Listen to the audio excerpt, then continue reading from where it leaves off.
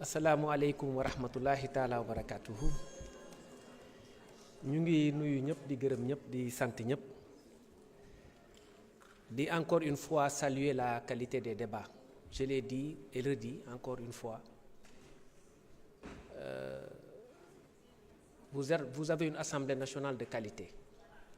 et les débats sont de très haut niveau. Di saluer suñu collaborateurs yi ànd ak ñun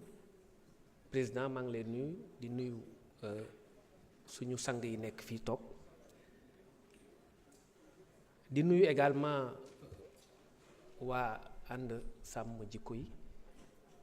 di leen féliciter ci compagnonnage bu rafet bu dëgër bu ñu am ak le premier ministre Ousmane Sonko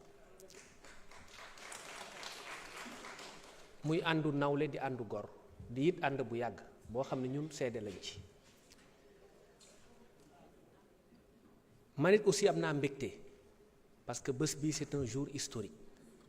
et cette loi-là est une loi historique yàlla def ma représenter gouvernement bi en lieu et place de ma collègue l'excellente Yacine Fall qui est en mission à l'étranger empêché donc loolu moo expliqué intérim bi mais moom sax moo fi waroon nekk am tuuti rek benn regret bu ma am awma habitude trop di polémiquer dans des positions de politique ou dans des positions politiciennes mais dëgg bu jotee aussi dañ koy wax. Honorable député Thierno Alassane Sall, vous avez annoncé que vous alliez voter contre cette loi. Moi, je pose juste une question. Est-ce que vous êtes oui ou non contre la zoophilie? Est-ce que vous êtes oui ou non contre la nécrophilie? Xam ngeen luy zoophilie? Mooy nga tëdd ak mala. Ñu ne dañuy def loi buy condamné ku tëdd ak mala nga ni doo ko voté. Deuxièmement, nécrophilie xam ngeen mooy lan? Nécrophilie mooy ngay sàkku néew di tëdd ak moom. ñu ne dañuy voté loi buy condamné kiy tëdd ak néew pour tëj ko fukki at nga ni ànduma ci. Après nga nekk ci parti bu tudd République des valeurs. Côté boobu dama ci gis benn contradiction boo xam ni su ma amoon pouvoir bi dama lay convoquer au ministère de l'intérieur ñu xoolaat parti bi parce que nekkatuñu ci ligne bi nga xamante ni moom lañ énoncé. Am ngeen ci droit et je respecte votre position mais j'estime que pour être cohérent fu ñuy wooyee ay valeurs di ko teg ca kaw un parti comme la République des valeurs mënu ci sànni xeer di wax ni moom du ko voté. Parce que lu mel ni zoophilie ak nécrophilie dafa di ay ñaawteef yoo xam ni képp ki nga xamante ni gëm nga ni am nga ay valeur kooku da nga ko war a xeex parce que bu ñu placer affaire bi rek sous le rapport des actes contre nature entre góor ak góor wala jigéen ak jigéen mais loi bi dafa créer ay incrimination nouvelle yoo xam ni xamuñu ko woon nekkul woon ci loi de 65 nekkul woon ci loi de 66 nekkul woon ci code pénal 99 code pénal 2020 code pénal 2021 avec les différentes réformes je veux dire amul benn loi boo xam ne prévoir woon na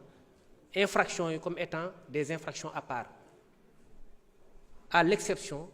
de l'attentat à la pudeur parce que bu njëkk ku ko def dañuy wax attentat à la pudeur avec des peines très faibles.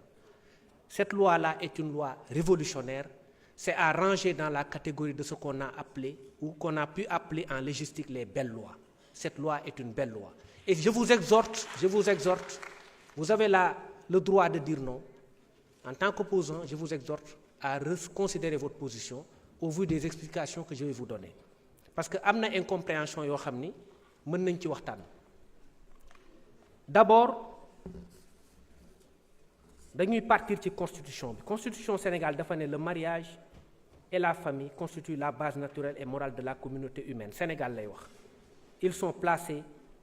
sous l'autorité et la protection de l'État. Lii jur ay nit mariage moo koy def ak famille te am na loo xam ne bu ñu tendance boo xam ne bu ñu ko jëlee rek la race humaine va disparaître. Donc ñun dañu am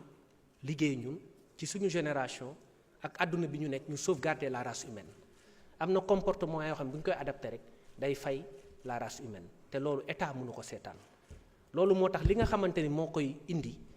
mooy ay actes contre nature, ay tendances sexuelles yoo xamante ne day limiter la procréation wala mu koy annihiler wala mu koy neutraliser képp ki nga xamante ne républicain nga war nga jóg xeex loolu. C'est dans ce sillage-là que la loi a été effectivement proposée.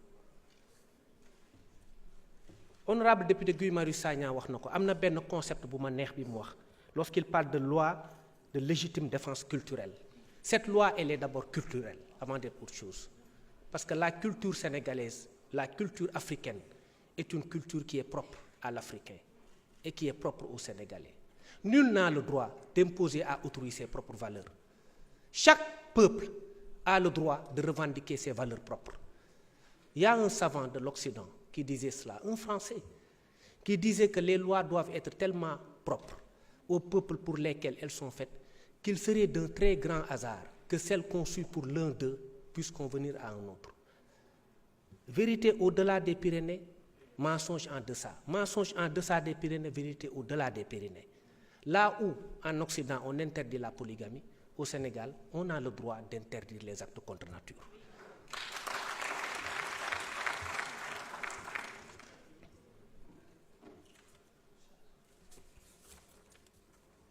Sur le plan maintenant du droit, dafa am débat bu ñu agité sur la criminalisation mais loolu peut-être ñàkk xam texte yi moo tax parce que dañu jàpp ne criminalisation peine la rek alors que du loolu le délit mën na gën a relever en termes de peine que le crime mën nga def ce qu'on appelle le meurtre xam nga meurtre mooy homicide volontaire mooy le fait d'attenter à la vie d'autrui intentionnellement. Assassinat mooy le fait de supprimer la vie avec guet-apens et préméditation mais ñoom ñaar bokkuñu àtte parce que assassinat peine de mort la temps yi peine de mort di am commis ko léegi en travaux forcés à perpétuité meurtre 10-20 ans mais boo xoolee boo jógee foofu nga dem ci délit benn délit simple supposons l'ancien délit de l'acte contre nature mais délit boobu mënoon na gën a diis le meurtre en lui-même parce que même donte da nga def meurtre wala nga def assassinat mën nañ la condamner juróomi at mën nga def tey acte contre nature bi peine bi c'est une peine criminelle c'est une peine de 10 ans la peine de 10 ans est une peine criminelle donc délit la mais la peine est une peine criminelle mën nga def meurtre ñu condamné la 5 ans nga def acte contre nature ñu condamné la 10 ans ba pare ñu verrouiller ko en plus ni ñu ko verrouiller mooy mënoo wàcc 5 ans alors que mën nga def meurtre sax wàcc 5 ans moo tax débat bi sur la criminalisation est un débat qui est sans intérêt. Je vous lis les dispositions de l'article 432 du Code pénal. 432 c'est en matière criminelle. Bu fekkee nit dafa def crime dañuy wax nuñ ko àttee dañu naan sauf disposition contraire expresse de la loi les peines prononcées contre celui ou ceux des accusés reconnus coupables en faveur de qui la cour d'assises l'ancienne cour d'assises devenue chambre criminelle aura déclaré les circonstances atténuantes seront modifiées ainsi qu'il suit. Si la peine prévue est la mort amatul léegi c'est les travaux forcés à perpétuité la cour appliquera la peine des travaux forcés à perpétuité ou celle des travaux forcés à temps de 10 à 20 ans xam nga jóge nañ ci mort léegi wàcc nañ ci 10 à 20 ans bu le juge bi alloué circonstances atténuantes ñu ñëwaat si la peine prévue est celle des travaux forcés à perpétuité la cour appliquera dans le cas où la cour estime devoir vous accorder des circonstances atténuantes la peine des travaux forcés à temps de 10 à 20 ans ou celle des travaux forcés de 5 à 10 ans xam nga ñu ngi wàcc si la peine est celle de la détention criminelle ou de la dégradation civique la cour appliquera la peine de l'emprisonnement de 5 à 10 ans ou celle de l'emprisonnement de 2 à 5 ans pourtant on est en matière criminelle moo tax débat bi amul solo xam nga wàcc nañ ba 2 à 5 ans alors que fii ñun 10 ans lañ wax pourquoi ñu ne 5 à 10 ans Pourquoi l'option de ne pas en faire une infraction criminelle? Parce que crime procédure bi moo diis. L'instruction préparatoire mooy la saisine d'un juge d'instruction est obligatoire en matière criminelle. Ça c'est l'article 70 du code de procédure pénale qui le dit. Crime bu amee rek même loxo ci poche da ngay dem ñu saisir juge d'instruction mu jël temps am yépp ci diggante bi mën nga feebar ñu bàyyi la affaire bi mën na am prescription ñu bàyyi la juge bi mën na fàtte ñu bàyyi la wala faille de procédure avocat bu xarañ génne la yooyu yëpp mën na ci am juge bi dossier yi bari waaye ci moom boo xam ne du ko mën a àtte normalement juge d'instruction bi la parce que la saisine du juge d'instruction en matière criminelle est une saisine obligatoire kaso yu fees del tey kaso yi bu ñu feesee nii fees bii c'est la matière criminelle moo tax mu fees muy viol muy trafic de stupéfiants vol de bétail. Je vais vous donner les statistiques en la matière.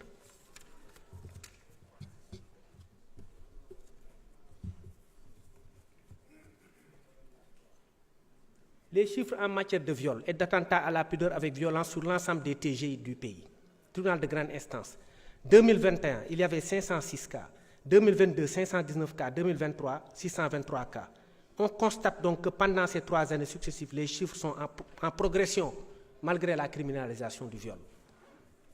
mu des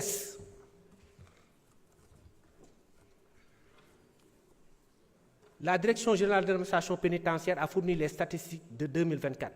Pour les personnes écrouées sur l'ensemble du territoire national, 37 433 détenus. Pour vol et recel, là c'est le délit, 11 080.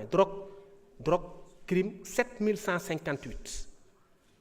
ñoom ñëpp kenn jugé gu leen. Vol de bétail 1250. Viol 797.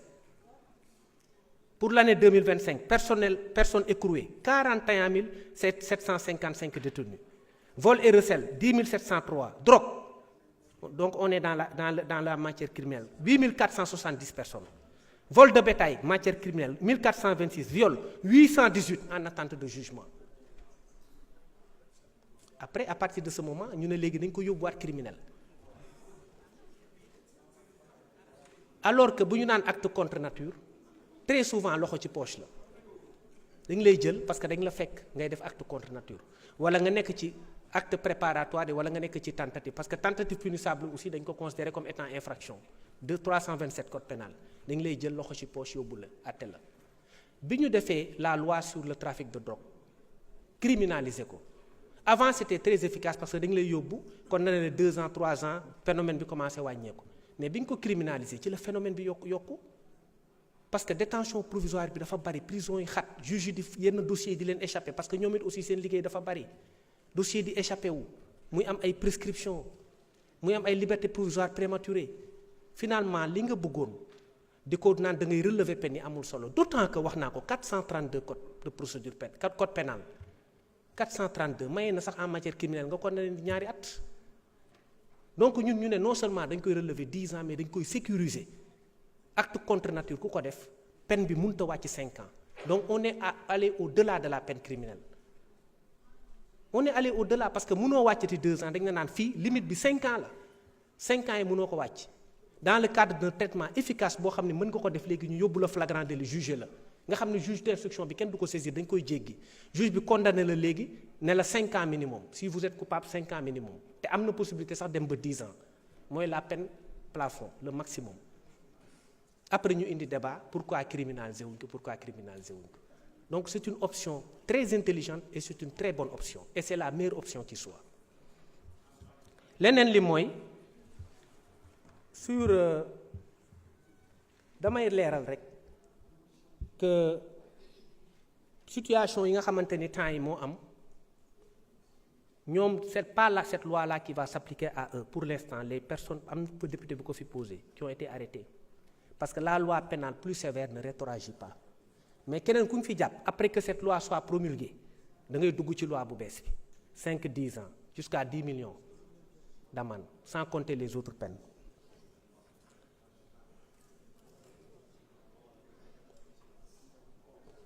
Léegi sur les innovations du texte Le texte clarifie l'incrimination par la prohibition de tout terme flou et échappant au contrôle du juge, susceptible aussi de générer des sentences arbitraires. Parce que fii on est dans l'option de précision. Un savant disait qu'en matière pénale, il faut des lois précises et point de jurisprudence. bu ñu naan pénal lépp dafa war a leer moo tax texte bi nouveauté bi mu indi mooy bu njëkk dañu définir acte contre nature ne c'est des actes impudiques. Impudique c'est pas du droit c'est du français te leerul c'est flou mën na am lu pudique ci yow impudique feneen donc loolu moo tax ñu préciser lan mooy un acte contre nature. C'est là où le texte est révolutionnaire. Tout acte sexuel est un acte contre nature. Tout acte sexuel ou à caractère sexuel entre deux personnes de même sexe. damay leeral ni acte sexuel ak acte à caractère sexuel du benn. Dans l'acte sexuel, il y a la connotation de consentement. Dans l'acte à caractère sexuel, il y a la connotation de rapport qui n'est pas consenti mooy caractère sexuel bokkul ak acte sexuel. Mais périmètre répression bi ñaar yëpp lañu jël en charge pour couvrir tout le champ de la répression. Considéré comme également un acte contre nature, tout acte sexuel ou à caractère sexuel commis par une personne de l'un ou de l'autre sexe sur un cadavre humain ou sur un animal. Lii aussi lu bees la c'est une nouvelle incrimination parce que ku sëy ak mala wala ku sëy ak ku génn àdduna dañu considérer ne loolu acte contre nature la moo góor ak góor bu sëy ak jigéen bu sëy ñoo yam. Toute personne qui aura commis un acte contre nature sera punie d'un emprisonnement de 5 à 10 ans et d'une amende de 2 millions à 10 millions sans préjudice de peine plus grave en matière de viol et de pédophilie. Foofu aussi mën na am même au-delà de l'aspect efficacité de la peine am na une possibilité de cumul parce que mën na am viol boo xam ne dañ la ci ak loi bi impliqué na également une aggravation de la répression mën nga jël 20 ans du fait de cette loi parce que le viol est un crime. Donc lu ñu naan également criminalisé wuñ ko loolu dafay dugaat fii encore viol bi ak pédophilie bi dañ ko dugal ci répression acte contre nature ne léegi bu ñu nee par exemple def nga acte contre nature 5 à 10 ans boo ko defee mu nekk viol wala mu nekk pédophilie exclurul dans le cadre d'un concours réel ou d'un cumul réel d'infraction ñu condamné la à 20 ans 10 ans fii 20 ans fële et la plus haute expression pénale va s'appliquer day nekk 20 ans. su boobaa on est de plein pied dans le criminel beneen affaire bi mooy ñu ne si l'acte contre nature est commis avec un mineur le maximum de la peine sera prononcé. Quel est le maximum de la peine? C'est 10 ans. 10 ans, je l'ai dit, c'est une peine criminelle. Le juge ne pourra prononcer le sursis. Fii également, ça c'est le venin du texte. Le juge ne pourra prononcer le sursis ni réduire l'emprisonnement au-dessous wala ñu naan en deçà benn la c'est admis en légistique. Au-dessous du minimum de la peine prévu à l'alinéa 2 du présent article. Le minimum de la peine, c'est 5 ans. Donc, mënoo jël moins de 5 ans. En matière correctionnelle, l'article 433 nee na mën nañ wàcc di wàcc waxuma 432 bi ma lire léegi c'est en matière criminelle mais en matière correctionnelle nee na mën nañ wàcc di wàcc 433 ba même considérer que li nga def nga ko mais amende rek lañ lay appliquer 433 dafa ne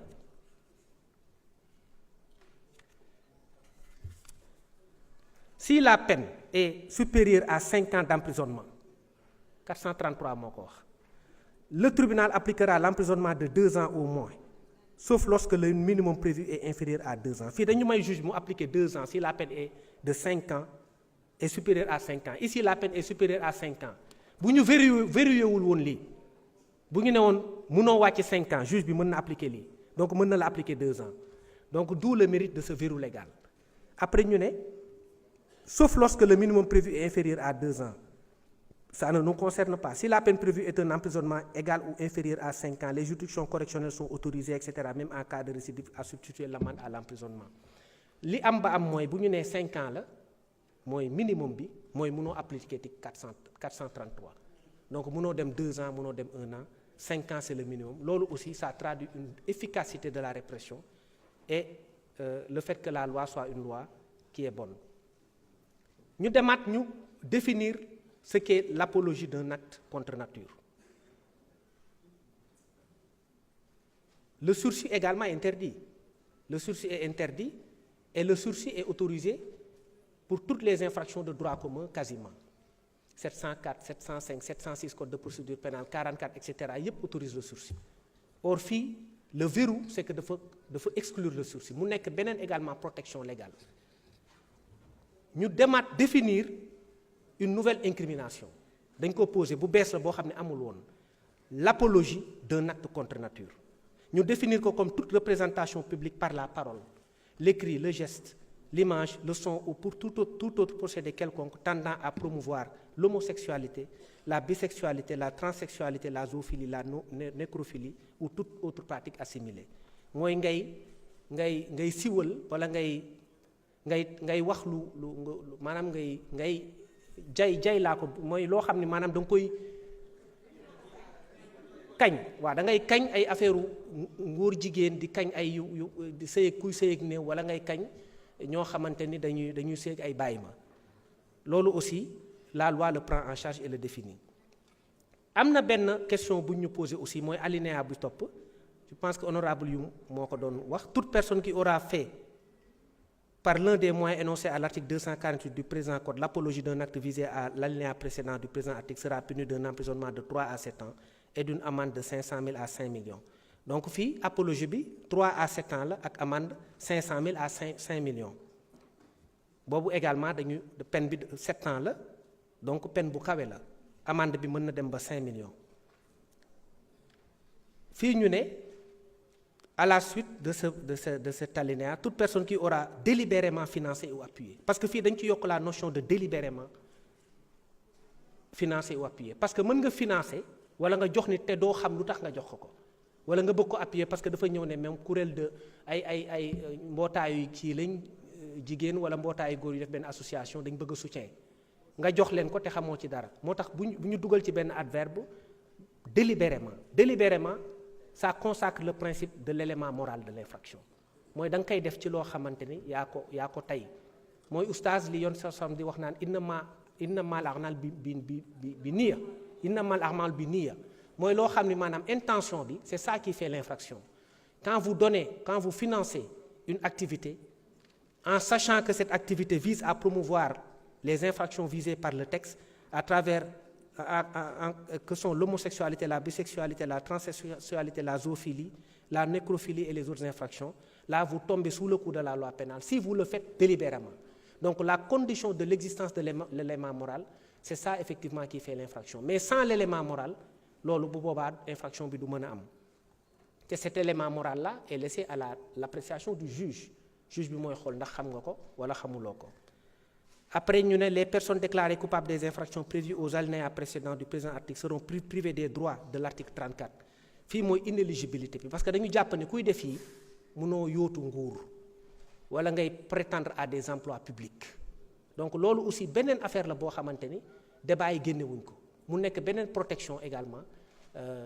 légale qui consiste à prévoir des peines d'inéligibilité mu am leneen loo xamante ni suscité na fi débat mooy le dernier alinéa qui dit que toute personne qui aura dénoncé par l'un des moyens énoncés à l'article 248 du présent code l'un des actes prévus au présent article de mauvaise foi sera puni d'un emprisonnement de 2 à 5 ans. L'honorable député Youm a agité la question de la dénonciation. Ici, la dénonciation s'entend comme le fait de porter une information à l'attention du public. C'est différent de la dénonciation calomnieuse classique de l'article 362 qui réprime la mauvaise foi du dénonciateur qui porte à la connaissance du procureur, de l'autorité de poursuite en tout cas, de l'autorité administrative ou de toute autorité chargée de donner une suite à l'affaire, comme même un simple employeur, qui porte à son attention une dénonciation qui se trouve calomnieuse après que cet employeur ou cette autorité a classé l'affaire sans suite. C'est-à-dire que boo ñëwee yow ne procureur kii dafa defkatu lu bon la nga saisir procureur enquête ne classement sans suite kooku nga def loolu mën na la porter plainte loolu c'est la dénonciation calomnieuse classique bokkul ak bii beneen incrimination bu bees encore bii c'est une nouvelle dénonciation calomnieuse qui ne s'entend pas de la dénonciation calomnieuse à l'autorité mais au public fii weeje bi la loi pénale bi di réprimer fële après lañ lay mën a condamner fii avant donc le souci du législateur ici c'est d'anticiper la répression c'est de ne pas attendre que mu am classement sans suite wala mu am une décision de relax pour ñu enclencher la procédure mais fii dès que yow de mauvaise foi sur le fondement de l'article 248 naa ko lire da nga dénoncer ay faits à l'opinion te xam ni mënoon nga ko jox à une autorité bu boobaa da ngay tomber sous le coup de cette loi là. Les peines sont différentes aussi parce que dénonciation calomnieuse bi c'est 2 à 5 ans et des amendes de 500 000 à 2 millions. La lourdeur de la peine n'est pas anodine parce que dañu nekk ci environnement boo xam ne réseaux sociaux yi dañu commencé yàq der environnement bu xaw a nocif la da ngay jël benn père de famille nga def nga yóbbu turam fu ne yàq famille am yàq léppam yàq àddunaam su boobaa loi bi aussi da koy jël en charge dafa bëgg a décourager phénomène boobu mais c'est pas parce que dañ ko def pour ne kenn du dénoncer déedéet la dénonciation anonyme calomnieuse bi am na ba pare mooy nga dem saisir procureur wala keneen mais waxuñu la nga dem jël tama taxaw ci penc di tëgg naan Guy Marius Sagna lii la kële lii la loolu nag la ñuy décourager te loolu aussi mënuñu ko admettre ci société dañu ne par l'un des moyens visés par l'article 248 mooy booy dénoncer affaire bi en public ñu ne ci moyens yi les moyens de diffusion publique sont définis par l'article 248 du code pénal qui dit sont considérés comme moyens de diffusion publique la radiodiffusion la télévision mooy nga dem ci rajo wala nga dem ci télé wala nga dem ci cinéma wala nga dem ci presse wala nga def affichage jël photo Guy wala keneen nga affiché ko yàq deram ne kii lii la ñëpp di ko gis l'exposition nga exposé ko tamit la distribution d'écrits nga bind ay flyers di ko joxe ou d'images de toute nature de discours wala ngay way ay chants ay cris ou menaces proférées dans les lieux ou réunions publiques ou en général tout procédé technique destiné à atteindre le public et tu non seulement def nga lii déjà foofu pour man mauvaise foi bi sax ëpp na mais ñu yokk ci ne boo ko defee sax de mauvaise foi lañ lay condamner ça veut dire que yow mii sax yow protégé nañ la au maximum mooy boo nekkee un père de famille vigilant et prudent doo dugg ci lii ñu ne la yow bul def dem ci pénc di yàq der yamoo ci nga dem ci pénc di yàq der ba pare bëgg yàq der boo xamante ni da nga ko def parce que da nga ce qu'on appelle une intention de nuire boobu c'est un cas d'exception boo xam ni nit ki bu ko defee rek dafa bëgg yàq dëgg moo tax mu def ko loolu moo tax la loi aussi prévoit certaines situations moo tax c'est une loi parfaitement équilibrée cette loi-là est une loi parfaitement équilibrée fii nee na boo defee lii am nga 10 ans juge bi mënta wàcc ci 5 ans fii na yow it aussi boo yàqee deru nit ba pare bëggoon yàq deram nga def ko bu boobaa aussi am nga peine boo xamante ni da nga koy subir bu ko defee day nekk loi bu équilibrée une loi boo xam ni vraiment ak foo ko mënti nat pour man c'est une loi presque parfaite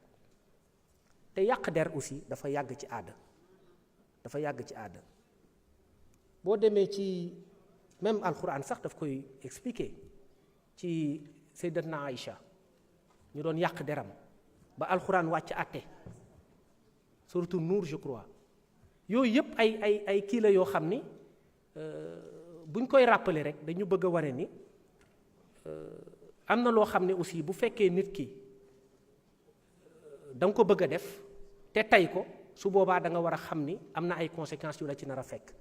boo gisee ni nit day def dara nit day def lu bon nga jël dénoncer ko à l'autorité mais amoo benn droit taxaw ci pénc di def yi par des moyens de diffusion publique pour yàq der loolu la loi bi jël en charge li ci des mooy certaines questions qui ont été posées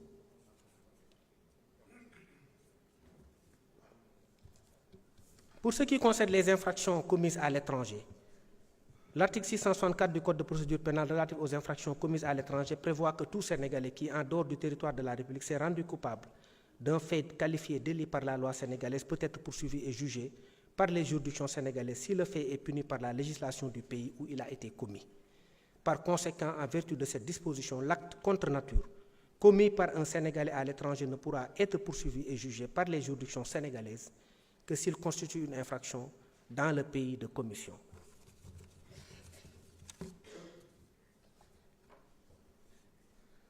leneen li mooy beneen question bi ñu posé sur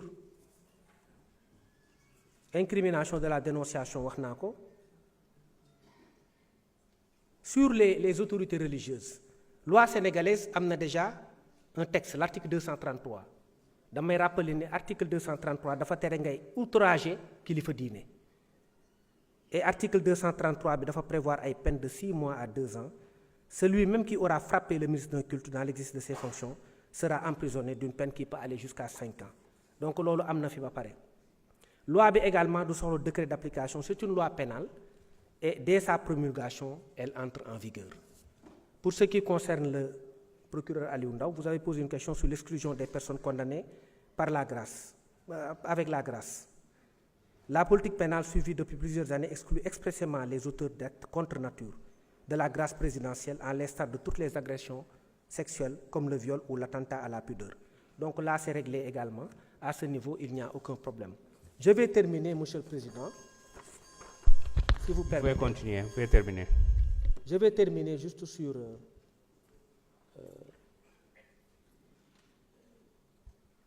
un peu rappeler que, comme on l'a dit, la loi a été parfaitement rédigée et crée beaucoup de nouveautés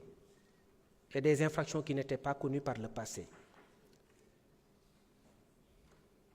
wax naa ko rappelé naa ko honorable député Abdou Mbow sur la peine expliqué naa lan moo tax cette peine cette répression est efficace plus que par le passé te tamit aussi am na loo xam ni waxtaan wax dëgg ca la bu njëkk li daan na am mais amul woon benn action pour éradiquer ko tey peut-être les anciens wala l'ancien régime wala ñeneen bu fekkoon dañu jóg comme ñun nu ñu jógee chaîne de transmission bi sax dañ koy arrêter. Mais il a fallu que affaire yi bu njëkk protection peut-être moo doon am je ne sais pas mais léegi protection amul dañuy bàyyi que ce soit la DIC ou la section de recherche ñu ngi def liggéey bu mucc ayib te amul benn autorité aussi placée qu'elle soit buy téye enquête yi dañuy bàyyi ñëpp ñu leeral parce que il faut aussi qu'on coupe la chaîne de transmission du VIH et ça c'est extrêmement grave, ça pose un problème de santé publique et il faut qu'on prenne toutes les mesures pour éradiquer le phénomène. Je finirai par dire, honorable député, que cette loi que vous allez voter aujourd'hui montre que le Sénégal est un grand pays. Le Sénégal est un pays souverain. L'agenda national de transformation Sénégal 2050, ne l'oublions pas, est ancré dans des valeurs fortes. Nous avons une culture propre. Nous avons des lois qui doivent s'accommoder de nos cultures. Et nous avons le droit de légiférer en fonction de nos réalités propres. Et je l'ai dit tout à l'heure, un pays souverain doit assumer cette souveraineté. Le Sénégal est un pays ouvert au monde, mais ancré dans ses propres valeurs. C'est à partir du départ qu'on prend de nos propres valeurs pour nous ouvrir au monde. Mais cette ouverture au monde ne peut justifier un abandon de nos valeurs. Et nous tenons à ces valeurs que nous garderons, Inch'Allah, par la grâce de Dieu. Je vous remercie.